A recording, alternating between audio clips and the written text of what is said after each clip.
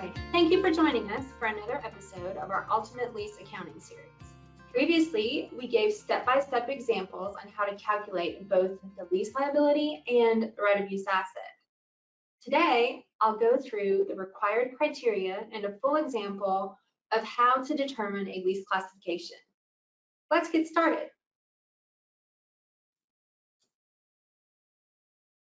One of the aspects of lease accounting that did not change with the update from ASC 840 to ASC 842 is the two-model approach for lessee accounting. Under ASC 842, leases will be classified as operating or finance. Finance is now the new name for capital leases.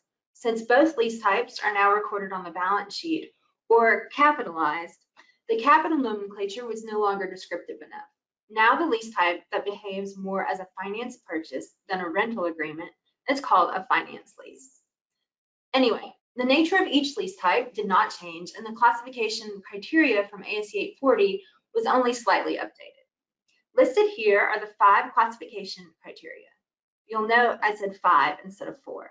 The most significant change is that ASC 842 added an additional criteria to the lease classification test, which we'll discuss in the next few slides. The first criteria is the transfer of ownership. If the lease transfers ownership of the underlying asset to the lessee by the end of the lease term, it will classify as a finance lease. This goes to the concept of finance purchase, which we talked about earlier.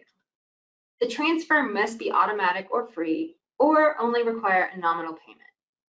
If the transfer is contingent upon the payment of a fee, the lease has a purchase option and not an ownership transfer.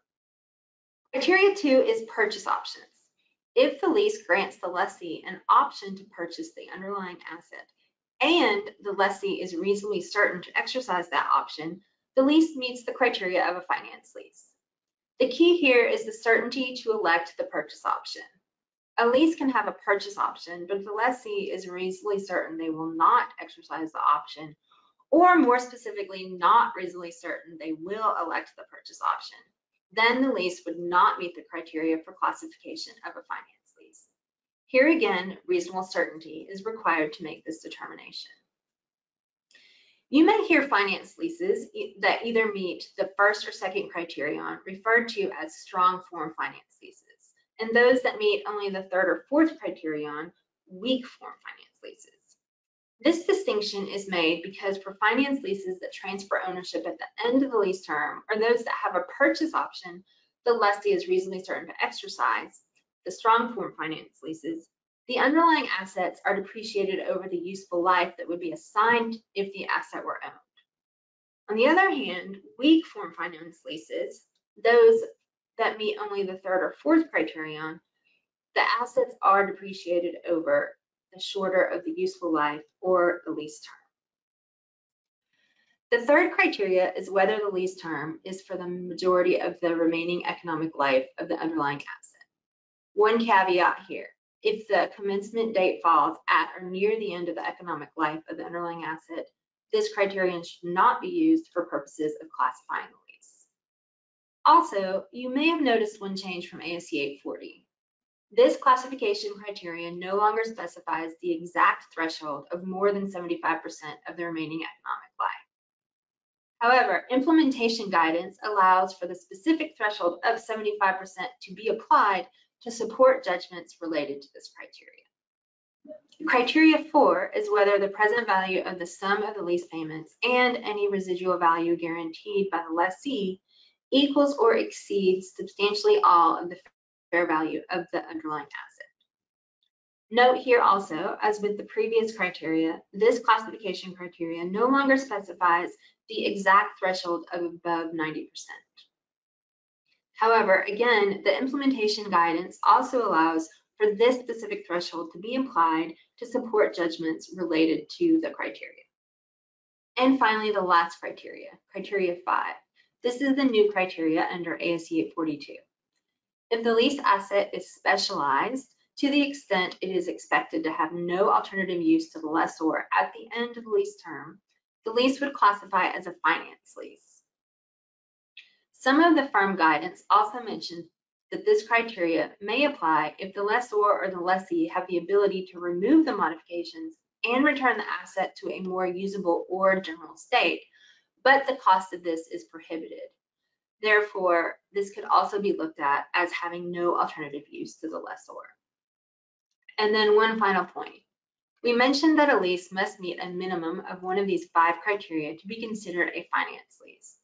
However, we have often found in practice that if a lease triggers this 5th test, it has also triggered one of the other 4 tests.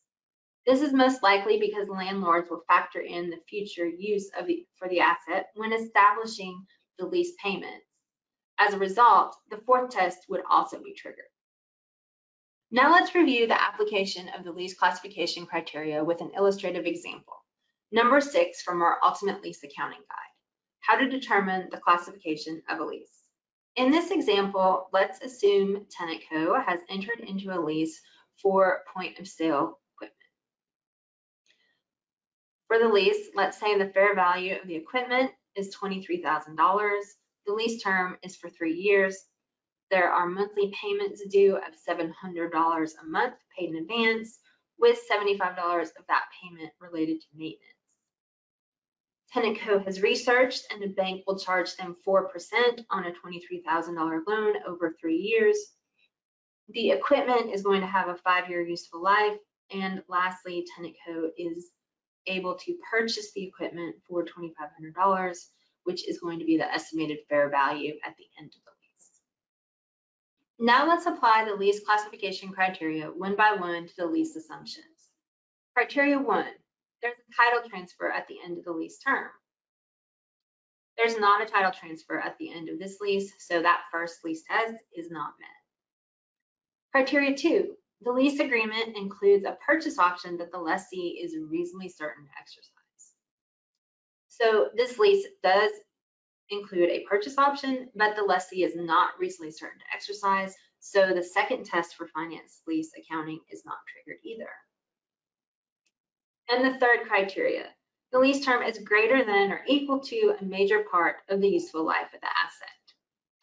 So here, the useful life of the asset was 5 years, and the lease term is 3 years. 75% of the 5-year useful life is 3.75, and our 3-year lease term is not longer than that, so the third test for finance lease accounting is not met. Criteria 4. For criteria 4, you must compare the fair value of the lease asset to the present value of the lease payments. For the present value calculations, TenantCo is going to use $625 as the monthly periodic payment instead of that full $700 because of the $75 maintenance costs included in the payment.